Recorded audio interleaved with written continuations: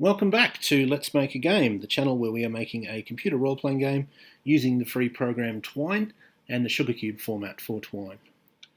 So I've been talking about these little icons that I've added recently to the game, where each icon represents a different spell, and if the player character knows that spell, an icon comes up, and also if you hover over the icon, you get a little bit of text which gives you the name of the spell. And I could have conveyed the same information in text form, but I didn't do that because firstly, I thought it looked better to have pictures than text, and secondly, it takes up a lot less space. This indicates, or this entire line indicates that the player knows 6 spells, and if I just had the names of the spells, presumably it would take up 6 lines, so it would be the same amount of vertical space as what I've highlighted here. So so quite a lot more. Last video I spoke about where I got the icons from and how I prepared them. In this video I want to talk about the effect where text comes up if the player hovers over the icon, and that effect is sometimes called hover text and occasionally called mouseover text. So firstly, let's have a look at the general form for images. So this is the most basic sort of image. It's just an image. It doesn't do anything when you hover over it or click on it. So we have a square bracket, IMG, a square bracket, the location and name of the file, and n square bracket, n square bracket. So an example of that is the once you've chosen your race, when you're actually playing the game, you have a picture representing the race that you've chosen on the top of the sidebar, and that is in this format.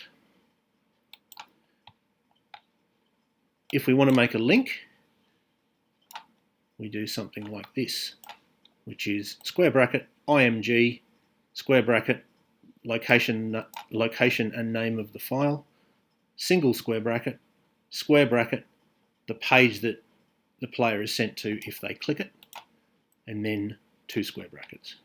Then 2 end square brackets. And if we want the link to also involve changes to variables, then we would do this format, where we go square bracket, IMG, square bracket, location and name of the file, end square bracket, the page that you go to, end square bracket, another square bracket, and then the changes to the variables. If there's more than one, it should be separated by semicolons. So something like that.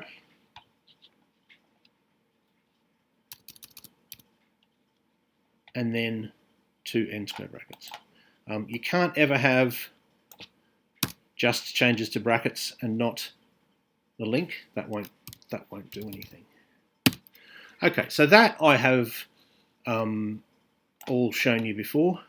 An example of this format is on the first page, where you have a picture representing all of the different races and a single picture representing that you want your race to be randomly chosen. I have this format where I have the image, picture of a dwarf, the link goes to role attributes, set R to 1, because R is the variable that covers which race you've chosen, and then there's a picture of an elf, which is exactly the same. This is the same link, except it's a different picture, of course, and it sets R to 2, and then there's another one which is a human, and that's a different picture and sets R to 3, and so on.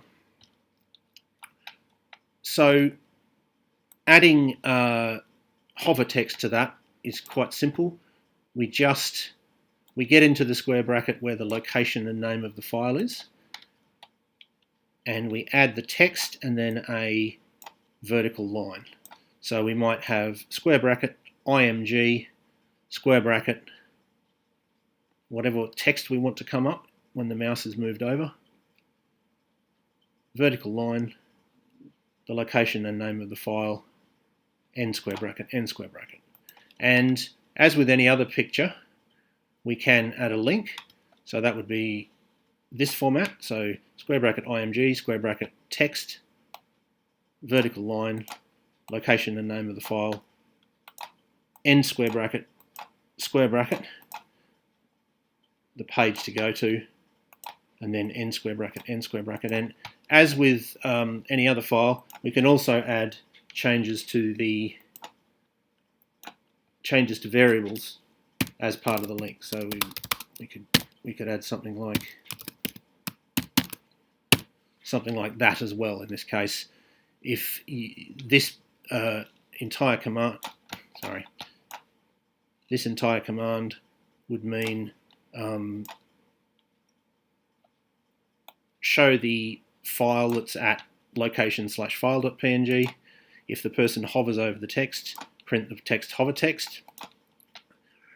If they click on it, send them to the page link, and when sending them to the page, or before sending them to the page, set the variable v to 7 and add 1 to x, because remember, plus just means add 1 to the current value of the variable. So those are the sort of general forms. Let's look at examples of that in the code.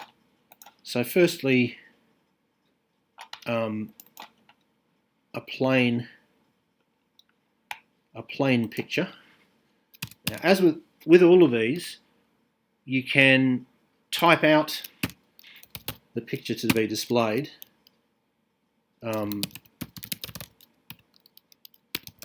So something like that, or you can print a string, which is what I have done more often.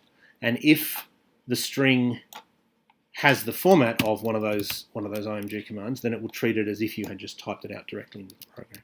So in this case, this might generate something like img pics/small 1.png, and that particular file, the file that's in the directory pics/small1.png, is the smaller picture of a dwarf.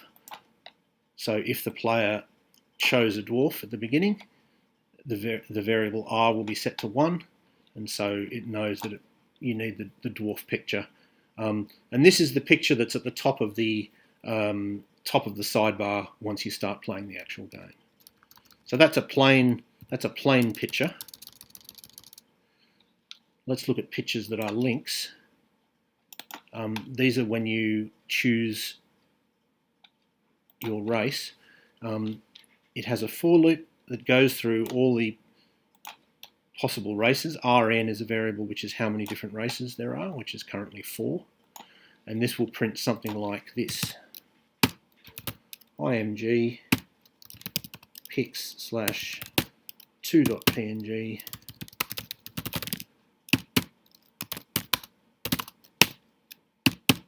So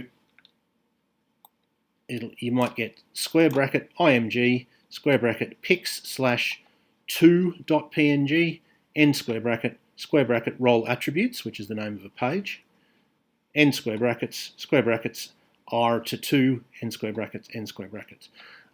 So pics/2.png is the picture of an elf, and if you click on the picture of the elf, it sends you to the role attributes page with the variable r set to 2, which is the value for an elf.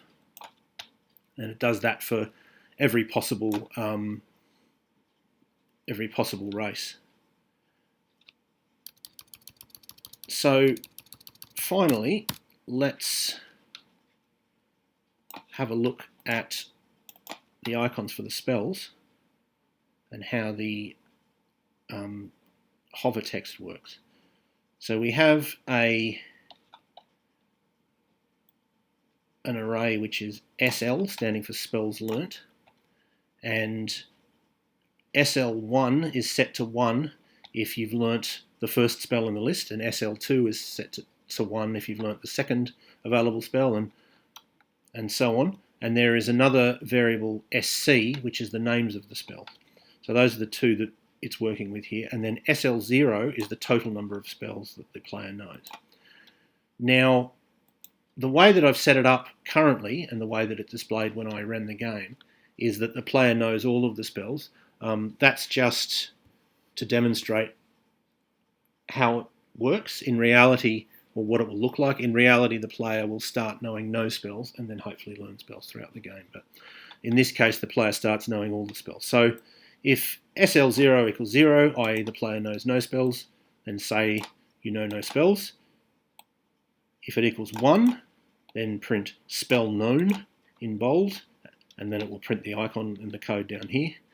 Or, in this situation where the player does not know 0 or 1 spell, so they must know at least 2 spells, because SL0 is always an integer, then print spells known. And then we have a loop that executes if SL0 is over 0. In other words, if the player knows any spells,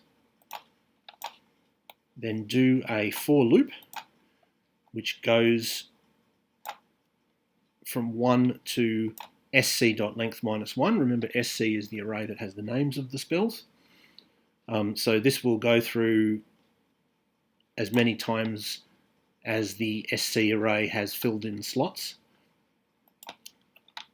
adding 1 every time, because plus plus means add 1 to the current value. And if SLV equals 1, in other words, if the player character has learnt that particular spell, then print a string which will turn out to be something like this.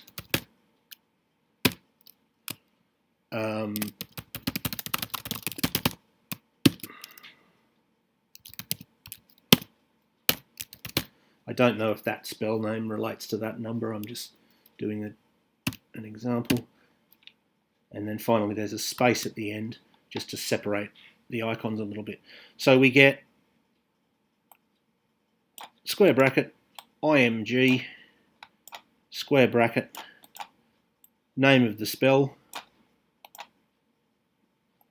vertical line, pix/s4.png, and that's where the icons for the spells are. They're currently kept in the pix folder, and then 2 end square brackets.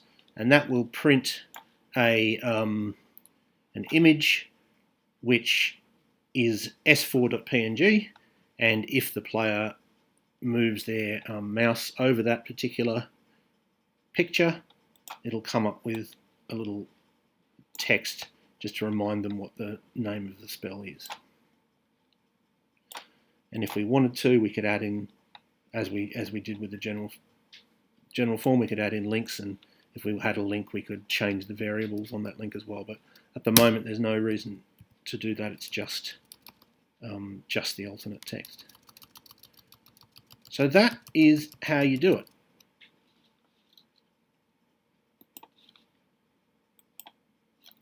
And I'll just go through the general forms again. We have the basic form, just an image. This one's the basic form plus a link. This one's the basic form plus a link, plus it alters at least one variable when the link is clicked.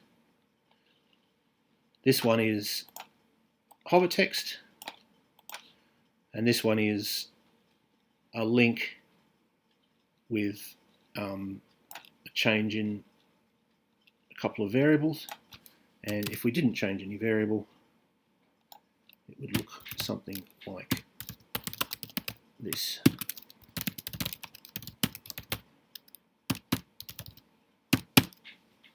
All right. So if you want to sort of remember it, maybe maybe freeze the video, pause the video and write that down. Sorry that doesn't quite fit, but I wanted to make it big.